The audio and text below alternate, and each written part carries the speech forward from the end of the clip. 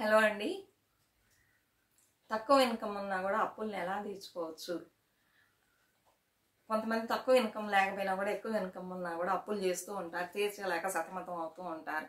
ఎలా తీర్చుకోవచ్చు? ఎవరైనా సరే అప్పులు ఉన్నవాళ్ళు ఎలా ఆ బారి నుండి బయటపడవచ్చు అని చూడబోతున్నాం. వీడియో నచ్చితే లైక్ ఇవ్వండి, కమెంట్స్ పెట్టండి, షేర్ చేయండి, సబ్స్క్రైబ్ చేసుకోవటం మర్చిపోవద్దు, సపోర్ట్ చేయండి. సరేనా?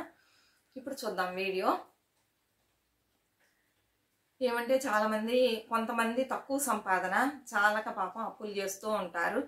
కొంతమంది సంపాదిస్తారు, వాళ్ళకి ఎలాంటి బాధ్యత లేకుండా ఆ సంపాదన కూడా చాలకుండా ఇంకా చుట్టూతో అప్పులు చేస్తూ ఉంటారనమాట. ఇప్పుడు ఈ అప్పులు అనేది మనం సంపాదించే శాలరీ అని పెట్టుకుని ఆ శాలరీ లోపల ఉంటే కనుక ఎట్లా అడ్జస్ట్ చేసి అప్పులు తీర్చవచ్చు. కొంతమంది ఎమర్జెన్సీ కోసం అప్పులు చేస్తూ ఉంటారు. కొంతమంది అసలు ఎందుకు అప్పులు చేస్తున్నారే తెలియదు అనమాట. విచ్చలవిడిగా ఖర్చులు పెడుతూ ఉంటారు, అందువలన అప్పులు చేస్తారు. ఇప్పుడు వీళ్ళందరూ ఎలా బయటపడతారు చెప్పండి? మన శాలరీ కంటే తక్కువ అప్పులు ఉంటే మనం ఎలా దాచిపెట్టి సేవింగ్స్ చేసి తీర్చవచ్చు. ఈ అప్పు అనేది మన శాలరీ కంటే ఎక్కువ మించిందిగా ఉంటే, అంటే ఇప్పుడు శాలరీ ఇంటి ఖర్చులకే సరిపోతుంది, ఇంకా అప్పులు తీర్చలేము అనుకున్నప్పుడు ఎలా తీరుస్తారు చెప్పండి? అందుకని వీటి బారి నుండి ఎలా పడాలని ఈరోజు ఈ వీడియో ద్వారా నేను మీకు తెలియజేయబోతున్నాను. కొంతమంది చూసారంటే ఏదో వేరే దారి లేక అప్పులు చేస్తారనమాట. మన సబ్స్క్రైబర్స్ ఇద్దరు అడిగారు. ఒకరికి వచ్చి 12,000 శాలరీ అయితే వాళ్ళకి 1.5 lakh అప్పు ఉంది. ఇంకొకరికి వచ్చి 36,000 శాలరీ 7 lakh అప్పు ఉంది. వీళ్ళు అడుగుతున్నారు ఎలా తీర్చుకోవాలని. ఇప్పుడు 12,000 అంటే తక్కువ ఇన్కమే కదా, శాలరీ తక్కువే. ఇప్పుడు వీళ్ళకి 1.5 lakh ఉంది. 12,000 అంటే ఈ రోజుల్లో రెంట్ లేకపోతే పర్వాలేదు, రెంట్ ఉందనుకోండి ఫ్యామిలీని రన్ చేయటం చాలా అంటే చాలా కష్టం కదా. ఇందులో నెల అప్పు తీర్చాలి. అప్పుడు ఏం చేయాలంటే, మీ యొక్క శాలరీ మీకు చాలినప్పుడు అప్పులు ఉన్నప్పుడు మీరు ఏం చేయాలంటే కొంచెం పొదుపుగా చేసుకోవాలి. ఇప్పుడు ఈ 12,000లో మనం అప్పులు తీర్చడం అయితే 1,50,000 అంటే తీర్చవచ్చు. కొంచెం కష్టమే వీళ్ళకి, ఎందుకంటే అమౌంట్ వచ్చి 12,000 కదా. అప్పుడు ఏం చేయాలంటే హస్బెండ్ ఏదన్నా పార్ట్ టైం జాబ్ చేయమని చెప్పాలి.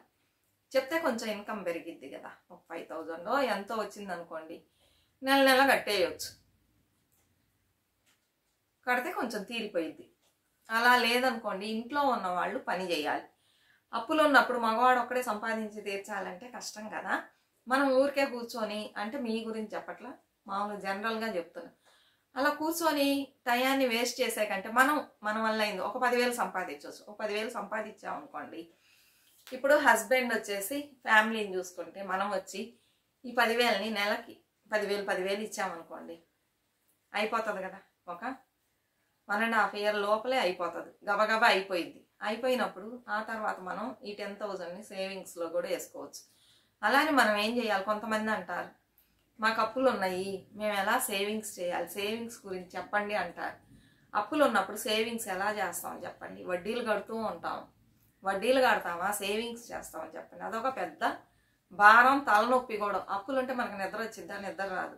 అది ఎప్పుడు తీర్చాలని ఇలా ఆలోచిస్తూ ఉంటాం. అలాంటప్పుడు భార్యాభర్తలు ఇద్దరు కలిసి పని చేసినట్లయితే వచ్చే శాలరీతో గబగబా అప్పులు తీర్చేసి, ఇంకా చక్కగా ఏమీ లేదు, అంతా అయిపోయింది, తలనొప్పులు ఏమీ లేదు, చక్కగా వచ్చే మనీని మళ్ళీ గబగబా సేవింగ్స్ చేసుకోవచ్చు. అంతేగాని మనకు అప్పులు ఉన్నప్పుడు సేవింగ్స్ అనేది చేస్తే అప్పులను తీర్చడం లేట్ అయిపోయింది. దానివల్ల ఎవరికి నష్టం అంటే మనకే. ఎవ్రీ మంత్ మీరు ఇంట్రెస్ట్ అనేది పే చేయాల్సి ఉంటుంది కదా. అప్పుడు మీరు లేట్ చేసే కొద్దీ ఇంట్రెస్ట్ని పే చేస్తూ ఉండాల్సి వచ్చింది. అదే కనుక మనం షార్ట్ పీరియడ్లో గబగబా తీర్చేసాం అనుకోండి, ఆ ఇంట్రెస్ట్ అసలు అన్నీ మనకి సేవింగ్స్లోనే పడిపోయింది. అలా చేసుకోవాలి. తక్కువ శాలరీ ఉన్నవాళ్ళు ఇలా అప్పులు ఉన్నట్లయితే ఇద్దరు పనిచేసి తీర్చుకోండి. ఇప్పుడు ఎక్కువ శాలరీ ఉన్నవాళ్ళు ఏం చేయాలి, మాకు 36,000 ఎలా చేయాలి అని అడిగారు. వీళ్ళల్లో ఒకళ్ళు వీడియో పెట్టమని నన్ను అడిగారు అనమాట, వీడియో చేయండి అని. ఇలా చాలా మంది ఉంటారండి. అసలు అప్పులు లేని వాళ్ళు ఎవరన్నా ఉంటారు? ఎవరో కొంతమందే ఉంటారు. మోస్ట్లీ అందరికి అప్పులు ఉంటూనే ఉంటుంది. అవసరానికి చేసేవాళ్ళు ఉంటారు, అనవసరమైన ఖర్చుల వల్ల అప్పులైన వాళ్ళు కూడా ఉంటారు. అయితే అప్పులు అనేది ఎంతో కొంత ప్రతి ఒక్కళ్ళకి ఉంటుంది. జాగ్రత్త చేసుకొని జాగ్రత్తగా బడ్జెట్లు వేసుకొని చేసుకునే వాళ్ళకి అప్పులు ఉంటే నచ్చదు. వాళ్ళు ఎలాగోలా అప్పు లేకుండా ఫ్యామిలీని రన్ చేసుకుంటారు. ఎక్కువ శాలరీలు తీసే వాళ్ళు కూడా అప్పులు తీయకుండా ఉంటారు. కొంతమంది ఎక్కువ శాలరీ తీసినా కూడా అప్పులు ఉంటాయి. అది వాళ్ళు నడుచుకునే తీరుని బట్టి ఉంటుంది. ఇప్పుడు 36,000లో వాళ్ళు చెప్పారనమాట, ఇంత రెంట్ కడుతున్నాం, ఇంత ఇంటి ఖర్చులు, ఇంత మేము చేసుకుంటున్నాం, కొంచెం సేఫ్టీ కూడా చేసుకుంటున్నాం, అయితే ఒక 7 lakhs అప్పు ఉంది, ఎలా తీర్చాలని అడుగుతున్నారు. 7 lakhs అప్పు ఉన్నప్పుడు మనం ఏం చేయాలంటే ఫస్ట్ ఈ 7 lakhsని క్లియర్ చేసేస్తే మనకు గొడవ పోయేసిద్ది. అందులో మీరు ఎక్కడ సేవింగ్స్ చేయాలంటే ఇన్సూరెన్స్ వేసుకుంటున్నారు, చిట్టి కడుతున్నారు, ఇంకా మీకు అన్నీ నేను లెక్కేసి చూస్తే ఒక 4,000 మిగులుతుంది 36,000లో. ఈ 4,000 ఎప్పుడు గట్టి ఎప్పుడు ముగిస్తారు 7 lakhs. అందువలన రెంట్ను కొంచెం తగ్గించుకోండి. ఆ తర్వాత అప్పు తీరే వరకు మరి వేరే దారి లేదు. మనం 7 lakhs అంటే గబగబ తీర్చాలంటే ఈ పనులన్నీ మనం చేయాలి.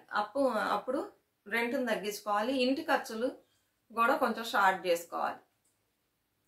చేసుకొని ఇంకా ఎక్కడెక్కడ తగ్గించగలం ఇవన్నీ చూసుకొని నెలకు ఒక 10,000 అంటే అప్పుడు కూడా మీకు ఎంత అయిందంటే 7 years పట్టింది.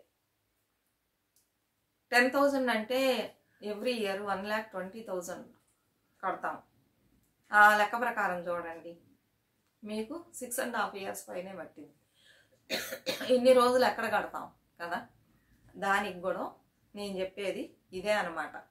ఎక్స్ట్రా వర్క్ చేయండి, పార్ట్ టైం జాబ్ ఏదన్నా చేయండి, లేకపోతే మీ వల్ల ఇంట్లో ఉండో లేకపోతే బయటకు వెళ్ళో చేసినట్లయితే మీకు ఈ అప్పు అనేది తొందరగా తీరిపోయింది. అప్పు తీరిపోయిందంటే మనం ఈ అమౌంట్ అంతా సేవింగ్స్లో వేసుకోవచ్చు.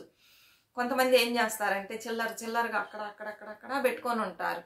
ఎవరికి ఇవ్వాలి తెలియదు, అందరూ వస్తారు. ఇప్పుడు 10 మంది దగ్గర చేశారనుకోండి, నెల అవ్వగానే 10 మంది వస్తారు, నాకు ఇవ్వాలి కదా, ఇంట్రెస్ట్ కట్టు అంటారు. ఈ మనకు వచ్చే డబ్బుల్లో ఈ 10 మందికి మనం ఎలా కట్టగలం? అప్పుడు మనం ఏం చేయాలంటే ఈ తలనొప్పి ఉండకూడదంటే మళ్ళీ అప్పు చేయాల్సి వచ్చింది. ఇది ఒక చిన్న ట్రిక్కే, మరి ఏం చేయలేము. ఒక్కళ్ళ దగ్గర తీసుకొని 10 మందికి ఇచ్చేసి ఆ ఒక్కళ్ళకి మనం గబగబా కట్టి ముగించడానికి ప్రయత్నించాలి. 10 మంది వచ్చి కూర్చుంటే మనకు తలనొప్పి కదండి, తలనొప్పే కదా. ఒక్కళ్ళకి ఇవ్వకపోయినా ఊరుకోరు, వాళ్ళకి ఇచ్చా మాకెందుకు ఇవ్వ, అప్పుడు మమ్మల్ని చూస్తే ఇదిగా ఉందని పోట్లాడుకొస్తాం. అందువలన ఒకళ్ళ దగ్గర తీసుకొని 10 మందికి ఇచ్చేసి, వీళ్ళు లేకపోతే ఏం చేయలేము, 10 మందికి ఇచ్చేసి ఆ ఒక్కళ్ళకి కూడా గబగబా ఏదన్నా పని చేసి ఎక్స్ట్రా వర్కులు చేసి తీర్చడానికి ప్రయత్నించాలి. అలానే శాలరీ తక్కువ పెట్టుకొని ఎక్కువ అప్పులు చేయకండి. ఎలా తీరుస్తారు చెప్పండి? ఎక్కువ అప్పులు పెట్టుకుంటే మన శాలరీ మించి ఎప్పుడు అప్పులు చెయ్యకూడదు. కొంతమంది శాలరీ బాగానే ఉంటుంది, అయితే అప్పులు చేస్తారు శాలరీలోపు, వాళ్ళు కూడా కొంచెం గబగబా తీర్చడానికి అవకాశం ఉంది. కొంతమందికి మనసే రాదు, అప్పులు చేస్తారు కానీ చేసేటప్పుడు చేస్తారు, తీర్చడానికి మనసు రాదు, చూసుకుందాం అంటారు. అక్కడ ఇంట్రెస్ట్ లేస్తూ 1 lakh తీస్తే అది 10 lakhs. ఇవన్నీ అవసరమా చెప్పండి? అందుకని మన వల్ల అయ్యిద్దా అప్పులు చేస్తే అని చెప్పి ఆలోచించి చేయాలి. అలానే ఈ అప్పులు తీర్చే వరకు మనం వేస్ట్ ఖర్చులను కూడా తగ్గించుకోవాలి. ఊరికే షాపింగ్కి వెళ్ళి బట్టలు కొనటం, అక్కడికి వెళ్ళి తినడం, మూవీస్కి వెళ్ళడం, ఇవన్నీ మనం తగ్గించుకొని గబగబా అప్పు తీరుద్దామని చెప్పేసి తీర్చినట్లయితే మీకు తొందరగానే అప్పు అనేది తీరిపోయింది, మీరు బయటపడతారు. ఆ తర్వాత సేవింగ్స్ చేసుకుంటూ మీరు ఏదైనా ఎంటర్టైన్మెంట్ చేసుకోవాలంటే చేసుకోవచ్చు, ఎంజాయ్మెంట్. అంతేగాని అంతవరకు మనం జాగ్రత్తగా ఉండాలి. వీటన్నిటి కారణాలు ఎవరు? మనమే. సరిగ్గా ఏది ప్లాన్ చేసుకోకుండా ఇష్టానికి ప్రవర్తించడం వల్లనే అవుతుంది. కొంతమందికి శాలరీ చాలదు కదా, వాళ్ళకి ఏమన్నా అవసరమైన వచ్చినప్పుడు ఇంకేం చేయలేరండి, అప్పులు చేసే అవ్వాలి. అదే చేసే ముందు ఒకసారి ఆలోచించండి. ప్రతి ఒక్కరికి ఎంతో కొంత సేవింగ్స్ ఉందనుకోండి, ఈ అప్పులు చేయాల్సిన అవసరం ఉండదు. ఎమర్జెన్సీ టైంలో మనం ఆ మనీని తీసుకొని యూజ్ చేసుకోవచ్చు. ప్రతి ఒక్క మనిషికి 6 month శాలరీ అనేది బ్యాంక్లో ఎప్పుడు ఉంటూ ఉండాలి. ఇప్పుడు ప్రైవేట్లో జాబ్ చేసే వాళ్ళకి ఎప్పుడు జాబ్ ఉంటుంది, ఎప్పుడు పోయింది, కొన్ని సమయాలు మనకు తెలియదు. అప్పుడు మనకి మళ్ళీ వెతుక్కోవడానికి కొంత టైం పట్టిద్ది. జాబ్ ఏమంటే దొరికినా దొరకవచ్చు, దొరకపోయినా. అప్పుడు మనం ఏం చేస్తాం? ఫ్యామిలీని ఎలా రన్ చేస్తాం? అందుకే చెప్తారు 6 month శాలరీ ఎప్పుడు మనకు రెడీగా ఉండాలి.